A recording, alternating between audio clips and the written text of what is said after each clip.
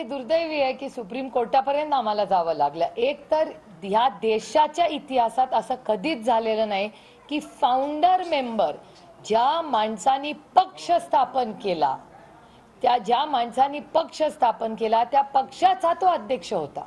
माझी एवढीच माफक अपेक्षा होती की तुमचे काही जर मतभेद जे काही तुम्हाला म्हणायचं असतील तर जरूर तुम्हाला तो अधिकार आहे. ही लोकशाही आहे. जरूर तुम्हाला वेगळी चूल करायची असेल तर जरूर करा. काय प्रॉब्लेम आहे? काहीच हरकत नाही. लोकशाहीमध्ये प्रत्येकाला त्याचं मत मांडायचा अधिकार आहे. त्यांनी एक वेगळा पक्ष, वेगळा चिन्ह घेऊन कामाला लागावं. शेड्यूलच्या पार्ट म्हणजे धज्जा उडाला आहे हे सर्वोच्च न्यायालयाच्या लक्षात आलं आणि आम्ही नाही बोललो.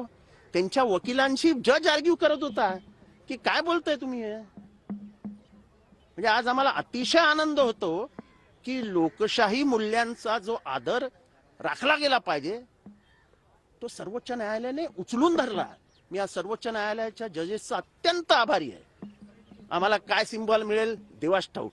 आम्हाला नाव तर मिळालेलंच आहे पण ते नाव पण काढून घ्या. अरे किती किती कोत्या मनाचे आहात रे. किती किती कोत्या मनाचे आहात.